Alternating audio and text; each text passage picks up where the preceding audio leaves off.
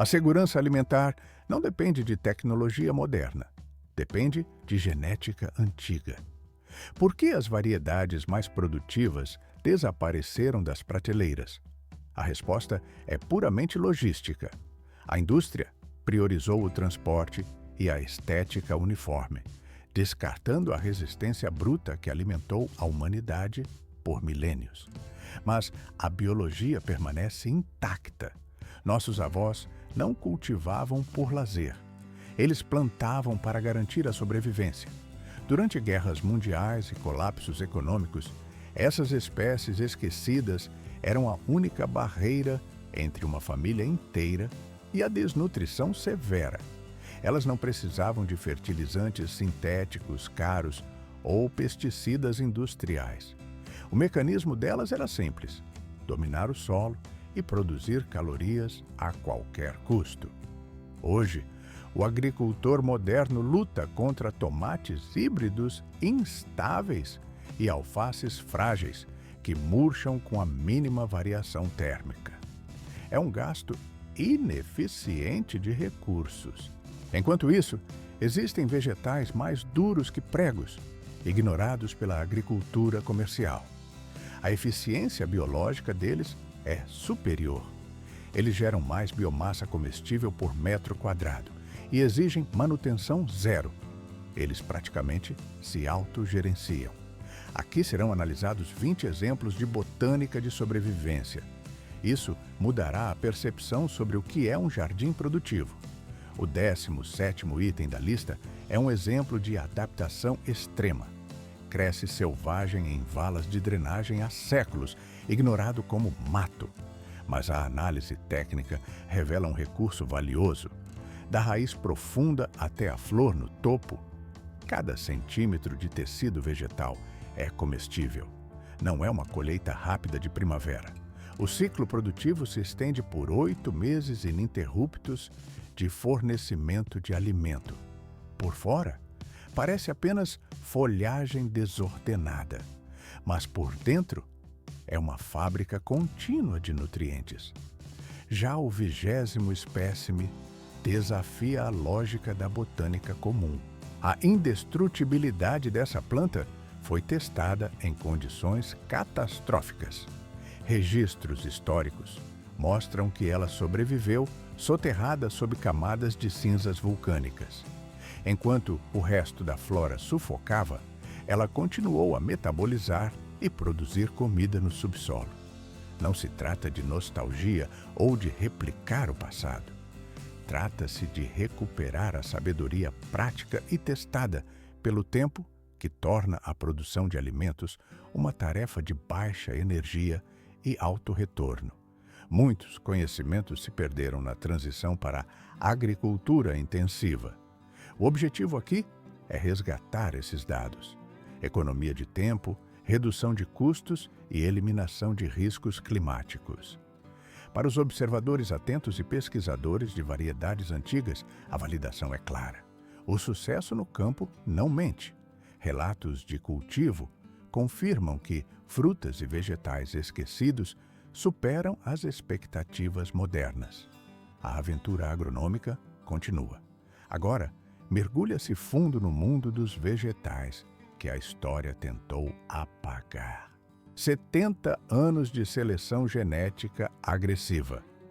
Esse foi o tempo necessário para alterar completamente o que colocamos no prato. Em algum ponto das últimas 8 décadas, a indústria tomou uma decisão logística. Os vegetais precisavam ser esteticamente impecáveis. Forma simétrica, cor saturada, tamanho padronizado para o encaixe em caixas de plástico. O foco mudou da biologia para o transporte. O vegetal moderno precisa sobreviver a viagens transcontinentais. Ele deve suportar a vibração de caminhões em estradas irregulares e permanecer intacto em prateleiras de supermercado por semanas. Para alcançar essa durabilidade, os melhoristas sacrificaram variáveis críticas: sabor, densidade nutricional e vigor natural. Ao selecionar genes para cascas grossas e polpas firmes, perdeu-se a complexidade bioquímica. A planta deixou de priorizar a síntese de açúcares e vitaminas para priorizar a estrutura física. Por fora, um produto brilhante e sem manchas. Mas por dentro, uma estrutura aquosa e insípida. O que foi descartado nesse processo industrial? Espécies inteiras que operam com eficiência máxima. Vegetais que crescem com agressividade, ignorando condições adversas. Variedades que alimentaram civilizações por milênios sem a necessidade de estufas climatizadas ou corretores de solos sintéticos. Essas plantas não exigem terra preta de primeira qualidade. Elas possuem sistemas radiculares, desenhados para perfurar a argila compactada e buscar minerais em camadas profundas. Elas não precisam de supervisão constante. Ao detectar uma praga, suas folhas sintetizam compostos amargos que repelem o invasor naturalmente. É uma economia de recursos brutal, muito mais calorias produzidas com o mínimo de intervenção humana. A história valida essa resistência. Essas foram as culturas que mantiveram populações vivas durante a Grande Depressão, quando o dinheiro perdeu o valor e a comida se tornou a única moeda real. Eram as bases dos Jardins da Vitória, que nutriam soldados e civis na Segunda Guerra Mundial. Em terrenos urbanos minúsculos, famílias de imigrantes cultivavam essas variedades trazidas do Velho Mundo, muitas vezes com sementes costuradas nos forros dos casacos. Não se tratava de hobby, tratava-se de sobrevivência. A indústria tentou substituí-las, mas a genética original não desapareceu. Bancos de sementes especializados e redes de preservação mantêm essas linhagens ativas. A disponibilidade existe. Ao plantar uma dessas variedades, a diferença de vigor é visível a olho nu. A germinação é rápida. O caule engrossa em questão de dias. A planta compete por luz e espaço como se fosse uma erva daninha, dominando o canteiro. Vamos analisar os dados. Aqui estão 20 vegetais esquecidos que crescem com velocidade e resistência superiores, classificados do impressionante ao biologicamente incrível, classificadas de impressionantes a absolutamente insubstituíveis. O foco agora é a botânica de sobrevivência. Número 1, Bom Henrique. Sim, esta é a nomenclatura oficial. Trata-se de uma verdura perene que dominou as hortas europeias por séculos. A função biológica é dupla. Produz folhas ricas em ferro e brotos comestíveis de alta densidade. Na prática, imagine se o aspargo e o espinafre tivessem gerado um híbrido imortal. O Bom Henrique é uma planta perene verdadeira. Isso altera toda a logística de produção. O plantio ocorre apenas uma vez. O sistema radicular se estabelece e a planta retorna ano após ano, sem intervenção humana. O perfil de sabor das folhas remete a um espinafre suave, sem a acidez metálica. A janela de colheita é extensa, indo da primavera até o outono.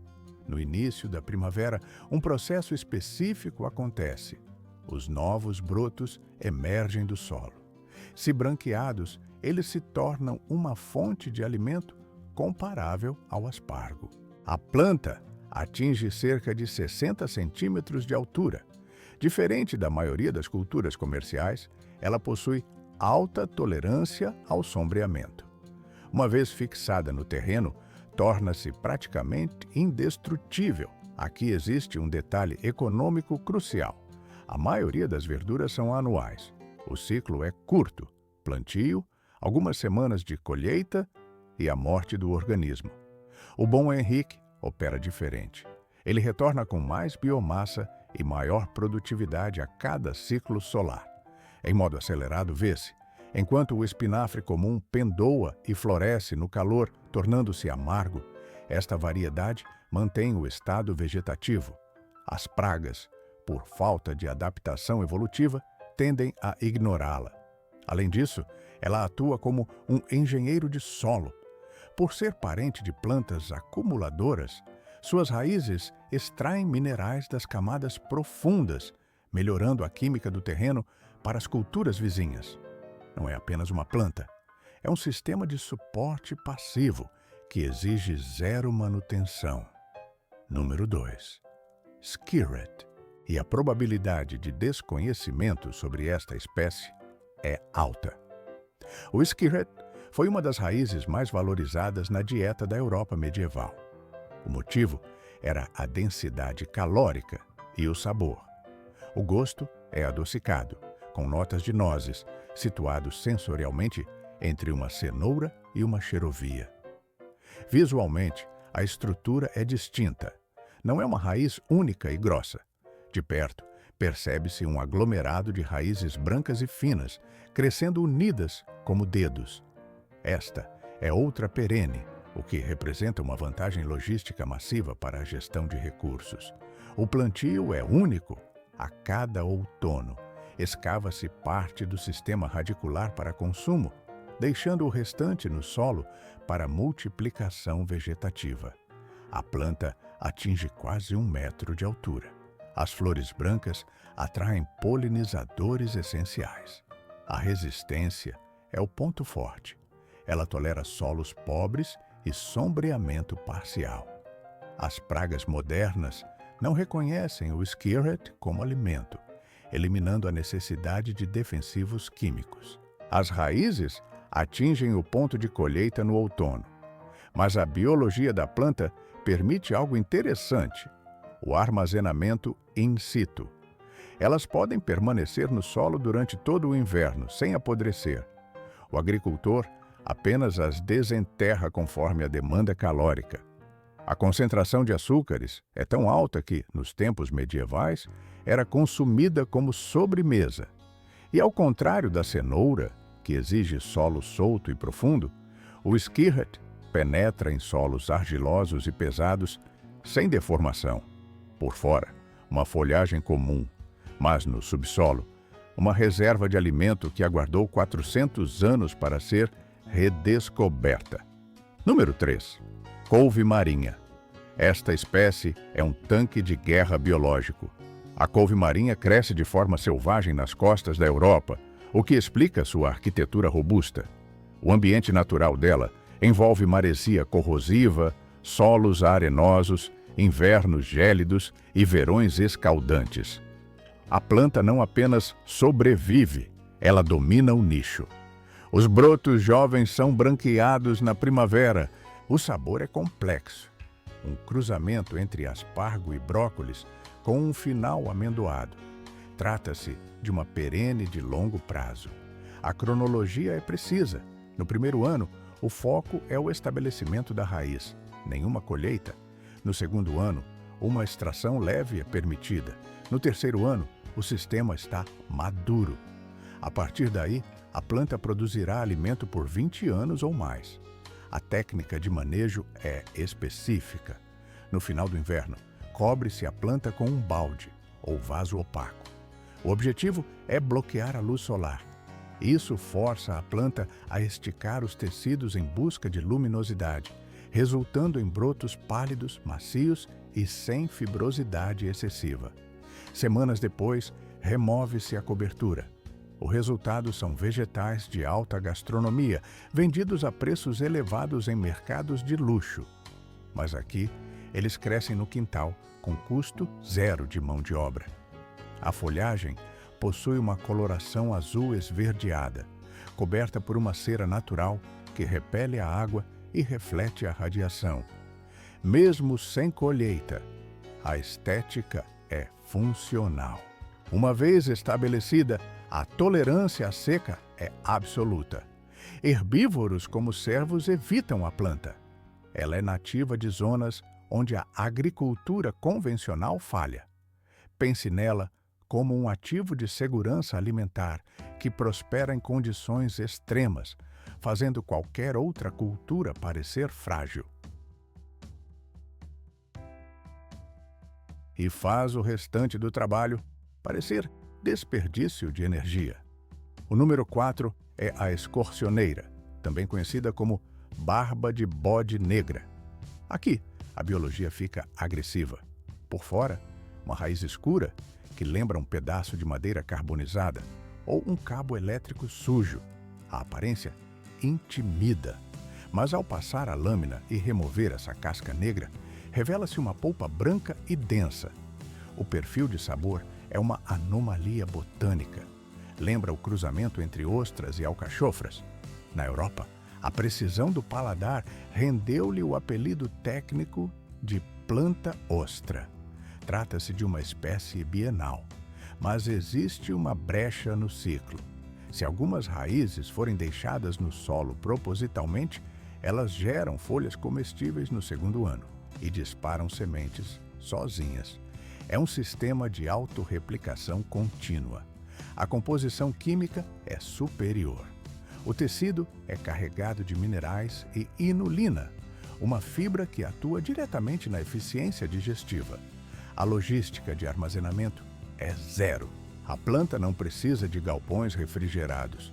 Ela permanece no solo durante todo o inverno, em estado de dormência, sem sofrer danos celulares. O colhedor retira apenas o necessário para o dia. A concentração de açúcar é tão alta que, na era medieval, isso era consumido como sobremesa. E há a questão mecânica do solo. A cenoura exige terra fofa e solta para descer. A escorcioneira não se importa. Sua raiz funciona como uma broca, perfurando solos argilosos e pesados sem deformar. É como descobrir um recurso vegetal que esperou pacientemente por 400 anos, até que alguém lembrasse da sua eficiência nutricional. O número 5 é o salsify. É o primo genético da escorcioneira, mas com raízes brancas. O mesmo sabor de ostra, a mesma facilidade de cultivo, a mesma resistência a condições adversas. Mas aqui existe um detalhe visual. No segundo ano, surgem flores roxas. Se observado em modo acelerado, vê-se a flor secar e liberar sementes que colonizam o terreno ao redor. Você obtém plantas voluntárias para sempre. Do século XVIII até o início do século XX, o salsify era onipresente nos jardins americanos. Depois, sumiu completamente dos catálogos comerciais. O motivo foi puramente estético. A raiz não é uniforme. Ela é peluda e regular e leva uma temporada inteira para atingir a maturação industrial. A agricultura de massa exigia beleza, não utilidade. Mas para quem busca sobrevivência e nutrição, o salsify é ouro biológico. A versatilidade é total. Raízes jovens são consumidas cruas. Raízes maduras são cozidas como pastinacas ou convertidas em sopas densas. As folhas jovens servem de alimento. Os botões florais, quando conservados, imitam alcaparras. É a extração de 5 produtos vegetais diferentes a partir de uma única haste. A planta quase não exige intervenção humana. É o vegetal multitarefa que simula a genialidade do produtor, sem exigir trabalho extra. O número 6 é a salsa de Hamburgo, ou salsa de raiz. Esta variedade jamais deveria ter caído no esquecimento. Trata-se de uma salsa que canaliza energia para baixo, produzindo raízes brancas e robustas. O sabor é um híbrido funcional entre salsa comum e aiporrábano. A eficiência é dupla. Enquanto as raízes engrossam no subsolo para sopas e cozidos, a parte aérea fornece folhas verdes durante toda a temporada. O mecanismo é o mesmo da salsa comum, mas com o dobro de rendimento por metro quadrado. Embora seja bienal, na agronomia prática é cultivada como anual para a colheita da raiz. Ela aceita sombra parcial, ocupando nichos embaixo de árvores onde outras culturas morreriam por falta de luz. A resistência térmica é notável. O frio não destrói o tecido, ele aprimora o sabor. Após uma geada forte, os amidos se convertem em açúcares, tornando a raiz mais palatável. Pragas costumam ignorar a planta. A alta concentração de óleos essenciais atua como um repelente químico natural. O armazenamento pós-colheita é simples. Em um porão de raízes ou apenas em um balde com areia úmida na garagem, ela se mantém estável durante todo o inverno. Foi um pilar nos jardins coloniais por um motivo lógico: garantia ervas e vegetais calóricos na mesma planta. É produtivo, resiliente e requer a mesma atenção que uma erva daninha, ou seja, quase nenhuma. O sistema funciona sozinho. Número 7. 2,5 metros de estrutura vegetal maciça. O cardo é tecnicamente um parente gigante da alcachofra, mas a lógica de produção aqui é invertida. Não se busca o botão floral.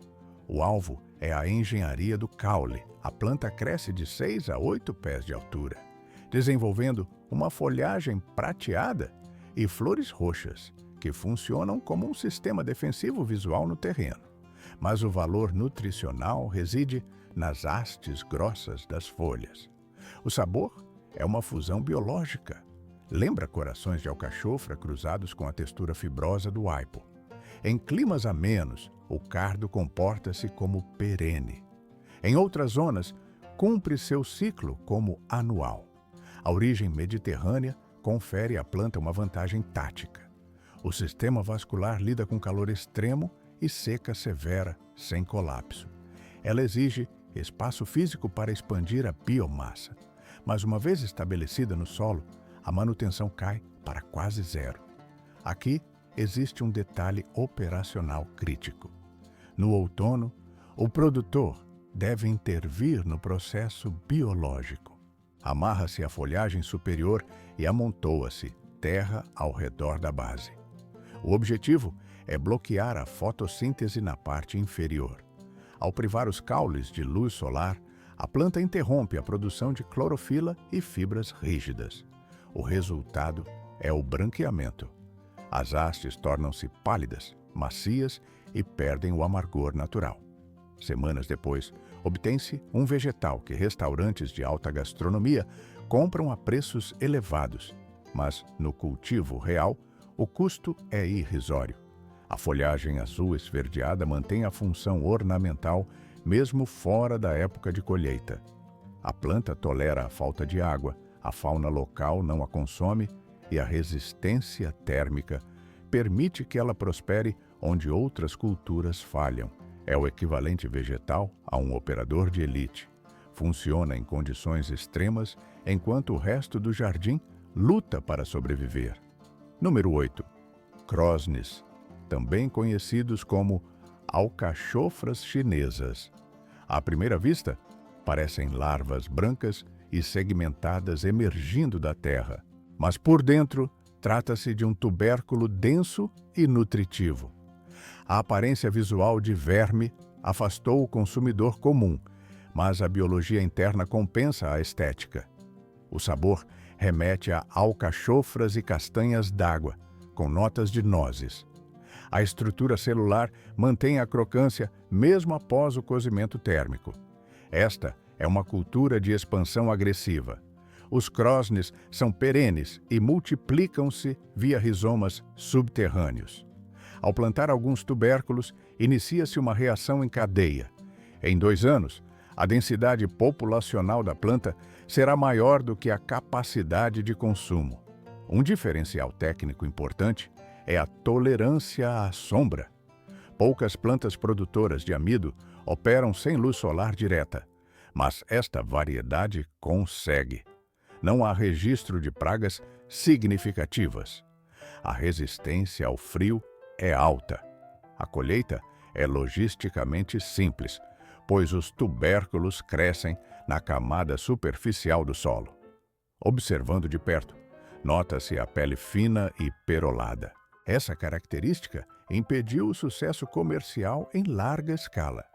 Após a retirada da terra, o tubérculo desidrata rapidamente e não suporta o armazenamento em prateleiras de supermercado. A logística moderna exige durabilidade, mas para a subsistência local, O armazenamento é o próprio solo.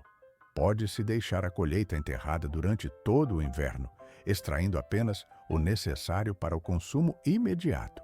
Assim, elimina-se a necessidade de silos ou refrigeração. O que parece um patinho feio visual, revela-se na prática a fonte de calorias mais produtiva e autônoma do terreno.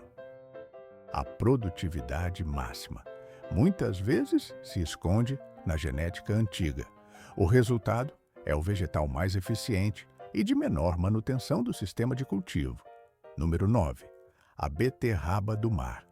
Esta é a matriz selvagem, o ancestral biológico de todas as beterrabas modernas, das acelgas e das variedades de açúcar industrial. Por que voltar ao passado? Porque a versão selvagem supera qualquer descendente domesticado em resistência mecânica e volume de produção. Na natureza, ela coloniza o litoral. A planta lida com a maresia corrosiva, solos arenosos pobres em nutrientes e ventos constantes de alta velocidade. O sabor das folhas lembra a acelga, mas a química é diferente. Nota-se um perfil mineral mais complexo, resultado direto da absorção de sais do ambiente. A beterraba do mar opera como uma perene ou bienal, variando conforme a zona climática. A logística de colheita é contínua.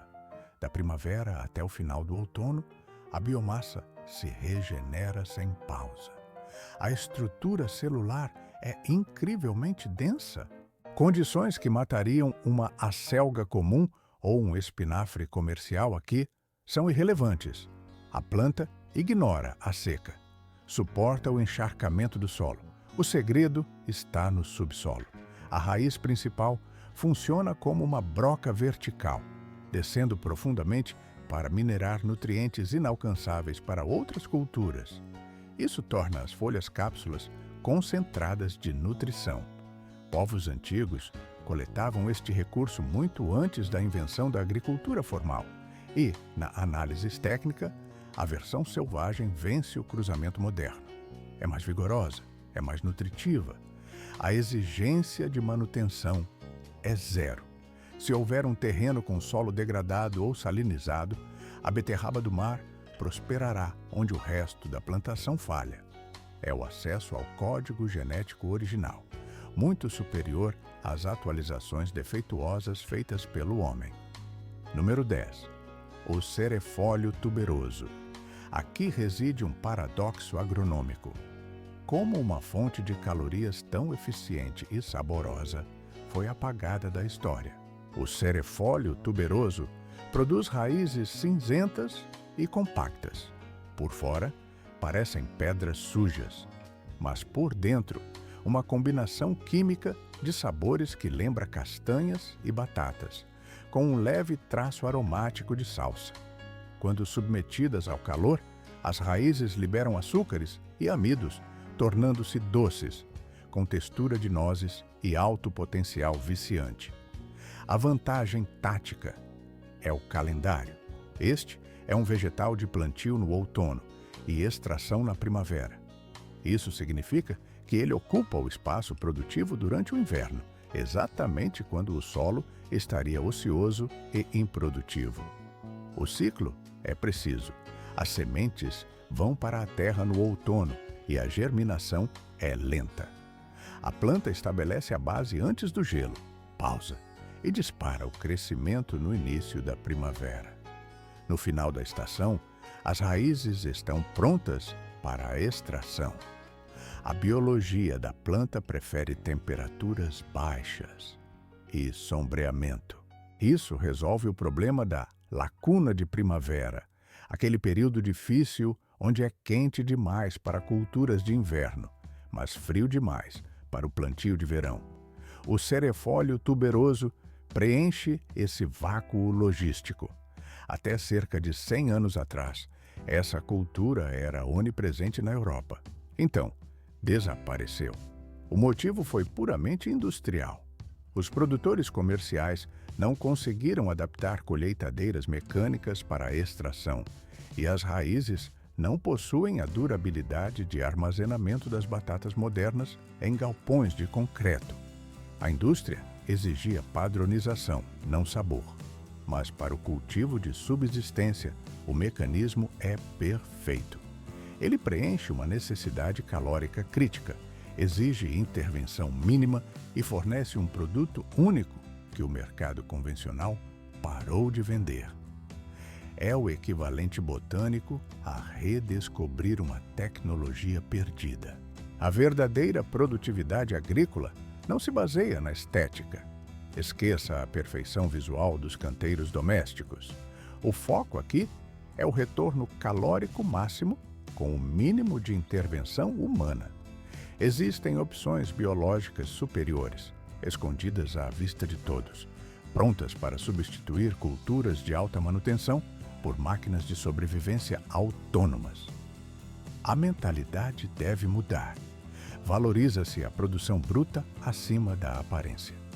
5 culturas distintas extraídas de uma única raiz.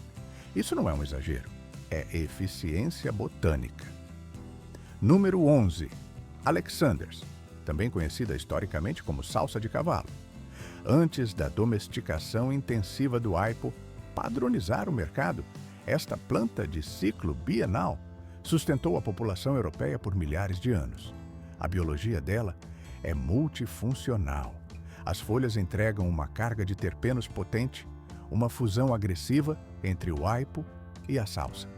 Mas isso é apenas o começo da utilidade.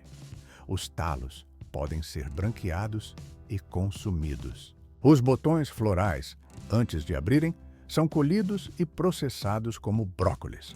A raiz é uma reserva de amido comestível e as sementes finais servem como especiaria concentrada. Você planta um organismo e obtém 5 categorias de alimento. A logística de cultivo desafia a norma. O Alexanders prospera na sombra parcial, um setor onde a maioria das hortaliças produtivas falha em gerar biomassa. Ele ignora solo pobre, resiste a geadas severas, tolera a salinidade de ambientes costeiros. Uma vez estabelecido o sistema radicular, a planta ativa o modo de autopropagação, espalhando sementes e garantindo colheitas futuras sem trabalho adicional. Por que ela sumiu do mapa? O aipo comercial venceu apenas por ser geneticamente mais suave, com menos personalidade química.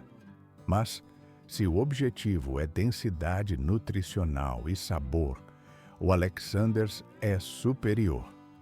Na agronomia prática, os brotos jovens da primavera são recursos valiosos. Ao aplicar a técnica de amontoa, cobrindo o crescimento emergente com terra para bloquear a luz solar e inibir a clorofila, obtém-se talos pálidos com uma textura rica e complexa. É o parente selvagem e resiliente que a indústria esqueceu em favor de variedades mais fracas. Uma fonte de alimento perpétua que exige zero manutenção externa. Número 12. Azeda espinafre, ou Patience Dock. O nome sugere espera, mas a função é a persistência. Esta é uma planta perene. Diferente das culturas anuais que exigem replantio constante, esta espécie entrega colheitas sucessivas por anos a fio. É um parente biológico da azeda comum, mas modificado pela natureza para escala. Folhas maiores e um perfil de sabor menos ácido, lembrando um espinafre cítrico carregado de minerais. A vantagem tática é o tempo de resposta. A azeda espinafre é uma das primeiras fontes de verde a surgir após o inverno. Enquanto outras sementes ainda dormem no pacote, ela já está convertendo luz solar em tecido vegetal comestível. A resistência é absurda. Cresce em qualquer substrato, sol ou sombra. Sobrevive a temperaturas extremas. No subsolo, a planta opera uma engenharia pesada. Raízes pivotantes descem verticalmente, atuando como brocas biológicas que rompem a argila compactada e mineram nutrientes de camadas profundas do solo. A colheita segue um protocolo lógico. Removem-se as folhas externas, preservando o núcleo central. Isso mantém a fábrica funcionando, gerando nova folhagem do início da primavera até o final do outono. Há apenas um parâmetro químico a observar: a presença de ácido oxálico. Não é recomendado o consumo cru em quantidades industriais. O processamento térmico é necessário para quebrar a acidez, exatamente como se faz com o espinafre comercial. A planta opera como um ativo fixo no terreno. Ela retorna a cada ciclo, entregando biomassa confiável sem solicitar insumos. É a segurança alimentar garantida pela biologia perene. 13. Orar, também conhecido tecnicamente como espinafre da montanha. Durante séculos, esta planta anual dominou a dieta europeia. Ela vem equipada com pigmentação variada, verde, vermelho intenso e dourado. Mas não se trata de estética, é química. O sabor lembra um espinafre suave, porém com uma acidez metálica distinta. Pode ser consumido cru, direto do caule, ou processado termicamente. Mas aqui reside a vantagem tática. Por que cultivar orar em vez de espinafre comum? Resistência térmica. O espinafre convencional entra em colapso no calor. Ele pendoa, floresce precocemente e as folhas tornam-se amargas e intragáveis. O orar ignora a temperatura. O mecanismo biológico da planta foca apenas no crescimento vertical. A escala impressiona. A planta atinge rapidamente 180 centímetros de altura. Não é uma hortaliça rasteira, é uma torre de biomassa. A colheita de folhas é contínua durante todo o verão. Logística de sobrevivência. Ele tolera solo pobre e lida com a seca de forma muito mais eficiente que o espinafre. Na verdade, o calor estimula o metabolismo da planta. As variedades vermelhas e douradas parecem ornamentais à distância. Por fora, uma planta decorativa de jardim, mas por dentro, uma fábrica de nutrientes capaz de gerar quilos de alimento. E o sistema reprodutivo é autônomo. Deixe apenas um espécime criar sementes. O vento espalha o material genético. Você terá mudas espontâneas, ou voluntárias, perpetuamente. Alimento gratuito, que nasce sem intervenção humana. Antes do século XVII, este era o vegetal folhoso padrão na Europa. Por que foi substituído? Essa é uma falha de mercado. O orach é mais fácil de cultivar, termicamente estável e nutricionalmente denso. É um daqueles mistérios agronômicos, onde a opção logística pior, o espinafre, acabou vencendo. Mas a planta aguarda. Ela está pronta para ser redescoberta por quem entende de eficiência de recursos. 14. Rampion. Esta planta carrega a distinção botânica de ser o vegetal que deu nome a Rapunzel. Mas esqueça o conto de fadas. Foque na biologia. A planta opera em duas frentes de recursos, raízes e folhas. As raízes comestíveis têm o perfil de sabor de um rabanete suave. As folhas lembram uma alface com amargor acentuado. Ambas eram fontes cruciais de calorias em saladas na Europa medieval. A demanda histórica era real. O vegetal era tão valioso que as pessoas arriscavam a liberdade invadindo hortas alheias para roubá-lo. Isso não é ficção, é desespero alimentar. O rampion é uma espécie bienal. No primeiro ano, a energia é direcionada para o desenvolvimento de raízes e folhagem densa. No segundo ano, surgem as flores comestíveis antes da produção de sementes. O ciclo se fecha. Prefere climas frios e sombreamento parcial. Isso a torna a cultura perfeita para o outono e a primavera, quando a luz solar é fraca. A colheita exige precisão. As raízes devem ser extraídas quando jovens e tenras. A espessura ideal é a de um lápis.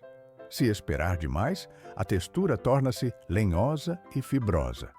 Para as folhas, aplica-se a técnica de colheita escalonada. Removem-se as folhas externas. O centro de crescimento permanece intacto. A planta continua a bombear seiva e produzir nova biomassa. O único gargalo logístico é o volume. As raízes são pequenas. É necessário paciência e quantidade para compor uma refeição calórica completa. Mas, para o cultivador que valoriza perfis de sabor únicos e arqueologia botânica, o Rampion é fascinante. Cresce com manutenção mínima. Ocupa áreas de sombra onde outras culturas falhariam e entrega a satisfação de cultivar a história material. Poucos vegetais vêm com seu próprio registro histórico. Você está cultivando um pedaço do passado que, por acaso, é comestível. Número 15. A racacha. Isso não é apenas um cultivo histórico. É o combustível biológico que sustentou o Império Inca. Também conhecida como mandioquinha salsa ou batata baroa, esta espécie, originária dos Andes, representa uma engenharia natural de armazenamento de energia. A planta não desperdiça recursos. Ela concentra amido em aglomerados densos de raízes tuberosas. O sabor é uma equação complexa. Notas de aipo, cenoura e castanha fundidas em uma única estrutura. Quando cozida, a textura muda. As fibras amolecem, resultando em uma massa cremosa superior à da batata comum. Na botânica prática, a racacha opera com flexibilidade térmica. Em climas quentes, comporta-se como perene, mantendo o ciclo vital indefinidamente. Em zonas frias, adapta-se como anual. A planta possui uma vantagem tática invisível. A sua assinatura química é desconhecida para as pragas da América do Norte. Os insetos locais simplesmente não a reconhecem como alimento. O resultado é um cultivo limpo, sem necessidade de defensivos químicos ou intervenção humana constante. Visualmente, a parte aérea assemelha-se ao aipo, mas a verdadeira ação ocorre no subsolo. Raízes grossas se expandem radialmente a partir da base. A colheita exige paciência, de 6 a 10 meses de maturação no solo. O processo é cíclico. Ao extrair os tubérculos para consumo, o produtor separa as coroas e as replanta imediatamente. O sistema se retroalimenta. Historicamente, este vegetal ocupava a segunda posição na hierarquia alimentar sul-americana, logo atrás da batata. Por que desapareceu do mapa global? Logística. Durante a expansão colonial, a batata mostrou-se mais fácil de transportar em porões de navios úmidos. A racacha foi deixada para trás, esquecida pela máquina da globalização. Hoje, ela retorna não por nostalgia, mas por eficiência. Quem possui uma estação de crescimento longa obtém quilos de raízes densas. É uma categoria de alimento que a maioria desconhece, capaz de suprir a demanda calórica de uma família inteira. Número 16. Castanha da terra, também chamada de Apios americana. Por que esta trepadeira nativa superou as culturas importadas por milênios? A resposta está na densidade nutricional. Esta planta alimentou populações indígenas da América do Norte muito antes da chegada da agricultura europeia. O mecanismo de crescimento é subterrâneo e contínuo. As raízes produzem correntes de pequenos tubérculos, interligados como contas em um fio. O perfil de sabor combina a saciedade da batata com a riqueza da castanha e um traço ferroso de alcachofra. Mas o diferencial é químico. A maioria das raízes é pura energia de carboidrato. A castanha da terra contém proteína elevada. Além disso, é uma fixadora de nitrogênio. Enquanto cresce, ela não esgota a terra. Ela injeta fertilizante natural no substrato. O solo termina a estação mais rico que começou. Acima do solo, as vinhas esticam-se de 2 a 3 metros. Necessitam de suporte vertical, convertendo cercas mortas em paredes produtivas. As flores, comestíveis e perfumadas, são apenas um subproduto. O foco real está embaixo. A colheita ocorre no outono, mas não há pressa. Os tubérculos resistem ao congelamento e podem permanecer no solo durante todo o inverno, funcionando como uma despensa viva, acessível a qualquer momento. Por fora, uma erva daninha de beira de estrada, mas por dentro, um sistema de segurança alimentar autônomo. A cada ano, a produção de biomassa aumenta sem trabalho extra. A planta é robusta o suficiente para crescer em valas úmidas, solos pobres e sob sombra densa. A única razão para sua ausência nos supermercados é mecânica. A agricultura industrial exige padronização. As correntes de raízes travam as colheitadeiras modernas. A indústria não conseguiu mecanizar a extração, então abandonou a espécie. Para a subsistência manual, no entanto, é a cultura perfeita. Planta-se uma vez, colhe-se por décadas. É proteína garantida com manutenção zero. Número 17. Levístico. Muitos o classificam erroneamente apenas como erva aromática. Na prática, é um vegetal de grande porte e alta produtividade. O sabor é agressivo, aipo concentrado, mas a utilidade vai além do tempero. Historicamente, era tratado como cultura de base. As folhas podem ser consumidas frescas ou desidratadas para estoque de inverno. Os caules, quando branqueados, substituem o aipo com vantagem nutricional. A engenharia da planta é total. As raízes são comestíveis, com um perfil de sabor entre aipo e xerovia. As sementes funcionam como especiaria potente. Diferente das anuais frágeis, o levístico é perene.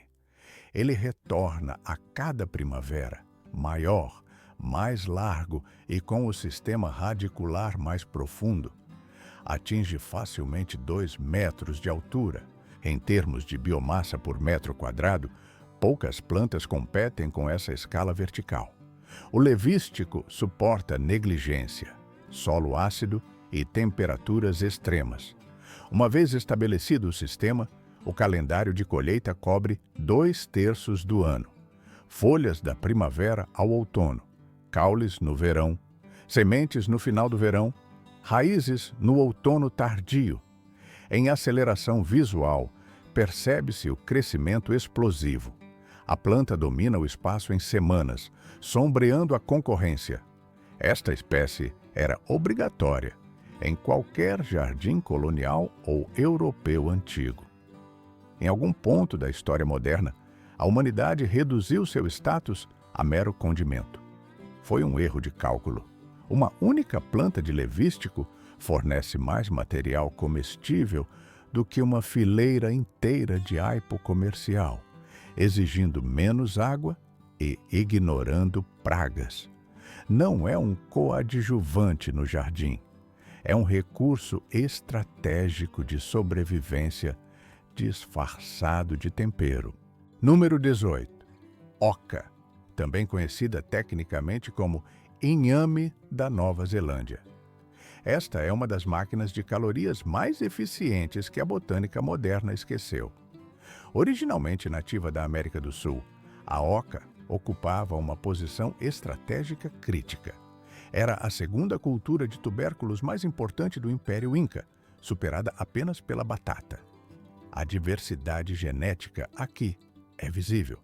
Os tubérculos emergem do solo em um espectro de cores industriais: rosa vibrante, vermelho sangue, amarelo e roxo profundo. A química do sabor é variável. Em estado cru, o tecido vegetal apresenta acidez, lembrando uma batata com infusão de limão. Ao aplicar calor, as cadeias moleculares se alteram. A acidez desaparece, dando lugar a uma textura amilácea doce, com notas de nozes. Na superfície, a planta engana. Visualmente, assemelha-se a um trevo com flores ornamentais. Mas no subsolo, a planta opera como uma fábrica de carboidratos. Existe um detalhe logístico importante. A oca é sensível à geada, mas o mecanismo de tuberização só é ativado tardiamente, no outono, após o primeiro resfriamento leve. O cronograma é apertado. Uma única planta consegue gerar vários quilos de alimento denso. No hemisfério norte, ela possui uma vantagem tática: invisibilidade biológica. As pragas locais não reconhecem a oca como alimento, o que elimina a necessidade de pesticidas. Na Nova Zelândia, a adaptação foi tão agressiva que a planta é classificada tecnicamente como erva daninha. Ela domina o terreno. O desafio para o produtor é o tempo. A planta exige um outono longo e frio para maximizar a carga dos tubérculos. Em regiões com congelamento rápido e brutal, a colheita pode ser perdida, mas se o clima permitir, ou se houver proteção de cobertura nas linhas de plantio, o resultado é volume maciço. No armazenamento, a durabilidade impressiona. Os tubérculos resistem por meses em ambientes frescos, funcionando como uma bateria de calorias para o inverno. É como cultivar uma batata tecnicamente superior. Número 19. Yacon. Este pode ser o vegetal esquecido definitivo, pois cumpre todos os requisitos de eficiência e saúde. O yacon é uma perene dos Andes que produz tubérculos com uma textura específica, doce e crocante, uma estrutura celular entre a maçã e a jicama. Por fora, parece uma raiz comum, mas por dentro é um complexo químico distinto. O tubérculo é baixo em calorias, mas carregado de fruto-oligosacarídeos. É uma fibra que o corpo humano não digere como açúcar, mas que serve de combustível direto para a flora intestinal. O resultado é doçura sem o pico glicêmico. Em climas amenos, a planta vive anos. Em zonas frias, funciona como anual. A escala da biomassa é grande. A planta atinge quase 2 metros de altura, assemelhando-se a pequenos girassóis, captando energia solar máxima para bombear para as raízes. Na colheita de outono, o processo é duplo. Extraem-se os tubérculos para consumo e preserva-se a coroa central. É um sistema de clonagem natural para a safra seguinte. No armazém, a bioquímica continua ativa. Durante o armazenamento, os amidos residuais se convertem em açúcares, intensificando o sabor. Durante milênios, isso sustentou populações sul-americanas. Recentemente, a planta entrou no radar da indústria de saúde devido às propriedades prebióticas, mas na agricultura prática ainda é uma raridade. O cultivo exige manutenção zero, sem pragas, sem rituais complexos. É um superalimento que se produz sozinho. E, finalmente, número 20. O vegetal guardado para o final, por representar o ápice da sobrevivência agrícola. O uluco, proveniente das altas altitudes dos Andes. O uluco produz tubérculos em combinações de cores que parecem artificiais: rosa, laranja, amarelo e vermelho, muitas vezes com listras e manchas. O sabor é um híbrido técnico entre batata e beterraba, com densidade nutricional elevada. Até as folhas são recursos comestíveis, similares ao espinafre. O uluco é perene em seu habitat, mas o que o torna lendário é a resistência extrema. Esta planta foi domesticada a 14 mil pés de altitude, onde o ar é rarefeito e o solo é vulcânico, condições que matariam a maioria das hortaliças comerciais em dias. O uluco prosperou. Ele garantiu a alimentação de civilizações inteiras em um dos ambientes agrícolas mais hostis do planeta. Assim como a oca, os tubérculos se formam no final da temporada. O rendimento por planta é alto, gerando quilos de reserva.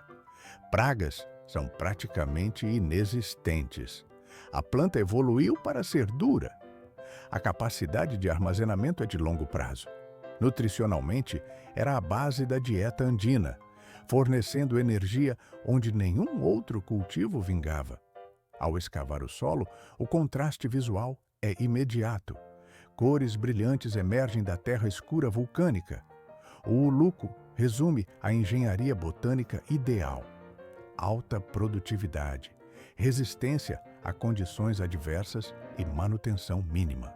Quase desconhecido fora da América do Sul, ele começa a ser redescoberto por quem busca segurança alimentar real. É o sobrevivente final, esperando para ser plantado. A colheita está garantida. Esta é uma hortaliça sobrevivente. Ela espera apenas 1 centímetro de solo viável para ativar seu ciclo biológico. Aqui estão 20 culturas que a agricultura comercial decidiu ignorar. Elas operam com a lógica das ervas daninhas: crescer rápido, dominar o espaço e gerar biomassa comestível com investimento energético mínimo. Estas são as plantas que sustentaram gerações anteriores, não por nostalgia, mas por eficiência calórica. Nossos antepassados não podiam se dar ao luxo de falhar. Eles cultivavam variedades blindadas, produtivas e resilientes a pragas. A indústria moderna de sementes tenta vender uma narrativa de dependência. Eles sugerem que híbridos de laboratório e coquetéis químicos são obrigatórios para a produção de alimentos. Onde a agronomia corporativa vê necessidade de controle, a biologia real vê fraqueza. As melhores fontes de nutrição do mundo crescem apesar da intervenção humana, e não por causa dela. Por fora, uma aparência rústica e irregular, mas, por dentro, uma densidade nutricional forjada em séculos de seleção natural. Essas plantas não foram desenhadas em ambientes estéreis para resistir a semanas em contêineres de transporte. Elas foram testadas no campo real. Elas sobreviveram a secas, geadas e negligência. Cada semente carrega um código genético de resistência. É uma história de subsistência. Famílias inteiras alimentadas pelo que funcionava na prática. Plantas que garantiram seu espaço no solo através de tonelagem e confiabilidade. Sabores complexos que o mercado global eliminou em troca de uniformidade visual e durabilidade na prateleira. O detalhe crucial é que esse material genético não desapareceu. Guardiões de sementes mantiveram as linhagens ativas. Pequenas empresas ainda distribuem esses recursos. Ao introduzir uma dessas variedades no solo, o processo vai além da agricultura. Você reativa um arquivo histórico vivo. Você cultiva o mesmo alimento que seus bisavós colhiam antes da era dos fertilizantes sintéticos. Preserva-se a diversidade genética e o conhecimento prático de sobrevivência. O protocolo sugerido é direto. Selecione 3 espécimes desta lista. Apenas 3. Adquira o material biológico. Identifique um setor no terreno e inicie o plantio na próxima janela de cultivo. O solo não precisa ser perfeito. Dê a elas a oportunidade de executar sua programação biológica. Depois, relate os dados obtidos. O resultado prático costuma surpreender. A jardinagem torna-se logística e fisicamente mais leve quando se trabalha com organismos que lutam ativamente para viver. Se esta análise técnica sobre vegetais esquecidos trouxe dados úteis, acione o mecanismo de aprovação do vídeo. Isso sinaliza ao algoritmo que o conteúdo tem relevância e auxilia outros produtores a descobrirem estas ferramentas biológicas. Registre nos comentários qual variedade será testada. Existem times distintos: folhas perenes, raízes não convencionais ou tubérculos sul-americanos. A leitura dos relatórios de campo é feita integralmente. Para quem ainda não integra a base de inscritos do canal, o procedimento é simples. Ative a inscrição e as notificações. O objetivo aqui é construir uma comunidade técnica de jardineiros pragmáticos. O foco é produção bruta, sabor e eficiência, ignorando estéticas de vitrine e tendências passageiras. Um grupo que recupera métodos antigos e testa variáveis diferentes. Mantenha o cultivo inteligente. Mantenha a experimentação agressiva. Lembre-se que os recursos mais valiosos, muitas vezes, são aqueles que o mercado descartou. Eles estão lá fora, aguardando a reativação. O planejamento da sua horta de variedades esquecidas começa agora.